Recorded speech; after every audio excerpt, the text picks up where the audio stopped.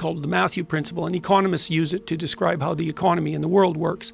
To those who have everything, more will be given. From those who have nothing, everything will be taken. It's like what's very pessimistic in some sense, because it means that as you start to fail, you fail more and more rapidly. But it also means that as you start to succeed, you succeed more and more rapidly. And so you take an incremental step and, well, now you can lift 55 pounds instead of 52.5 pounds. You think, well, what the hell's that? It's like, it's one step on a very long journey. And so it starts to compound on you. So a small step today puts you in a position to take a slightly bigger step the next day. And then that puts you in a position to take a slightly bigger step the next day. And you do that for 2 or 3 years, man, you're starting to stride. Every time I failed, I moved closer to the goal. You see, if you knew how to do it now, you'd be going sideways. When you're going after a goal, you're going ahead. And because you're going where you've never been, you're going to make mistakes. You don't know it all. You have perfection within you, and the objective of life is to bring that perfection to the surface. Well, you're going to make a lot of mistakes bringing that to the surface. Those mistakes are steps to where you're going. But if you think that you're going to enjoy great success and it's just one win after another, you're kidding yourself. It just doesn't happen. I don't even know anyone that's pulled that kind of a deal off. If they did, they were cheating or lying. You cannot have innovation or progress without failure. It doesn't exist. And if you truly aren't failing as you're trying to innovate, then you're probably not pushing very hard because you haven't broken anything. You're making very, very safe choices. We could never have put a person on the moon without a bunch of rockets blowing up first. Like, of course. I met a CFO once. I asked him the priorities at the company, and he said, efficiency and innovation. And I laughed and said, well, good luck with that. You know, innovation is inherently inefficient because it requires experimentation, and experimentation requires failure.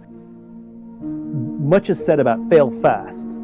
I actually don't like the term I think we overuse the term failure. You know, and the problem with the word failure is it's like the word cancer. It's too broad. Like if you have stage 4 liver cancer or you have a mild melanoma, those things are both called cancer, but they are clearly not the same thing. And the same thing is when we hear the word failure. Some people think failure means experimentation, but a lot of people think failure means catastrophe. And so when we tell our company, failure is good, fail fast, that literally scares people. We don't want to fail. So I think we need a new word, right? We want to avoid failure. Failure is catastrophic and it should be avoided. But falling, I think we should encourage. You know, when a kid falls off a bicycle, we didn't tell them they failed. We tell them they fell. And what do we tell them? Get back up and try again. So I don't want to tell people they failed. I want to see people they fell. And I want to encourage them to try again and, you know, brush off their knees. So I think we should fall and fall often. And I will judge the quality of innovation not necessarily by if you fell, but how quickly you can pick yourself back up and try again. It's a simple process. The only reason I'm telling you this, because this is how I made it. I just do me. I'm just being me. I stay uniquely who I am because you are okay just the way you are, because God made you uniquely who you are. He wanted you to be just like you are.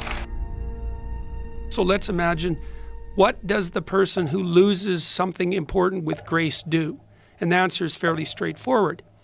He accepts the defeat and thinks, okay, what is it that I have left to improve that will decrease the possibility of a similar defeat in the future? So what he's doing is, because the great athlete and the great person is not only someone who's exceptionally skilled at what they do, but who's trying to expand their skills at all times. And the attempt to expand their skills at all times is even more important than the fact that they're great to begin with, because the trajectory is so important. You're not going to score on every shot. Doesn't mean you shouldn't take the shots. Doesn't mean you shouldn't try to hit the goal. But part of being able to continue to take shots is to have the strength of character to tolerate the fact that in that instance you weren't on top.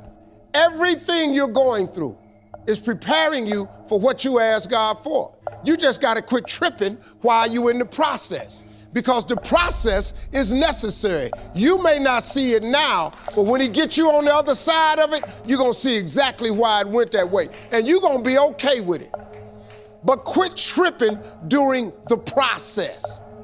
Oh, Lord, why me? You ain't the only one. Oh, Lord, why me? You ain't the only one. pull yourself together and quit tripping because you in the process. God is processing you. He ain't through with you. If he was through with you, you would not wake up in the morning. He gonna fix it. What do you do when you fail? Other than death, all failure is psychological. Other than death, all failure is psychological. Think about that. Just think about that. This failure, this upset, this catastrophe. If you aren't dead, then it's just psychological. It's in your head. Now, this does not mean that you won't lose some battles, because you will. We all will. But it does mean that as long as you don't surrender, as long as you don't give up, as long as you don't quit, then you haven't failed. It just means you've made a temporary tactical retreat. It means you've made a brief withdrawal so that you can regroup and reattack. So, as far as I'm concerned, if you get beat, unless you're dead, you are not defeated. And you have not failed. What you've done is you've learned. You've gained experience. And you're still alive. And you have memories to make. So get up and go get after it. Yes, you're going to fail. Expect failure. It's like starting a business. Of course you're going to fail. That is part of the game. But you have to learn how to fail. Because a lot of us have big dreams, big goals. And when you have goals that are maybe outside your reach, you have to know that getting to that goal, you're gonna have a lot of bad days. So I was just failing. I kept failing and kept failing and kept failing. So I had to teach myself how to fail right. I know of no better life purpose than to perish in attempting the great and impossible. The fact that something seems impossible shouldn't be a reason to not pursue it. That's exactly what makes it worth pursuing. Where would the courage and greatness be if success was certain and there was no risk? The only true failure is shrinking away from life's challenges. Failure is not the opposite of success, it's a part of it. Problems are a part of the journey. Opposition are a part of the journey, right? Adversity is a part of the journey. Like, it's all a part of development and growth as a person. Every time some new thing comes up, when you have to rise to the occasion, you have to perform, you think about that time you failed. And it's your head up, man. You think, I'm a loser, I can't do this, I'm gonna fail, I'm gonna f up. If you eat a pizza one day, but then the other rest of the week you're fine, did you fail? We just need to strip away the perfection and get to the, like, if I directionally move in this way over a long enough period of time, I will get there, as long as I don't stop. As soon as you do actually start to decide doing something, you fail immediately and say, oh, I guess this isn't for me. I guess success isn't for me. I guess business isn't for me. I guess sales isn't for me. I guess whatever the thing is, isn't for me because you failed once. But it's because we have an incorrect view of failure. Because failure is a necessary part, and the thing is you learn from failure. And so it's either you win or you learn. You can't let the past burn you twice, right? Which is like, if you failed in the past, if you project that failure into the present, then that past failure continues to repeat itself by you not even trying. It's like, if we're looking at a kid who's walking, right, and they fall, we're not like, I think it's just going to be a crawler. You know, like we don't say that, right? But like right now you're applying that same, like, you say so much worse things to yourself when it's like, if you failed, so what? It's like, it's a process. You're going to learn to walk, and you'll learn to walk eventually, as long as you don't stop. What would you do, ladies and gentlemen, if you couldn't fail? What would you do if you were in a situation where your mind couldn't comprehend an outcome in which you lost? Who would you become? What would you do? What type of person would be bred from that willpower and that self-belief and that confidence? I can't lose. Because losing is something that is designed for people that quit and for people that fail. I don't fail, I learn. I reevaluate, I analyze, I cross-examine, I fine-tune, I refine my craft. So I had to teach myself how to fail right. And what that means is, when I fail, I can't spend much time in that fail zone. I have to be able to get up and get after the next day just as fast. Because my goals were to be a Navy SEAL. I don't have time to stay here and feel bad for myself for weeks and months and years, because I'll lose that time. The only place to go from failure is to win. You have to achieve failure. You have to take it that far. Nobody wants to go that far. It's too scary. But you know something? I got news for you. That's where winning is. You got to get through failure.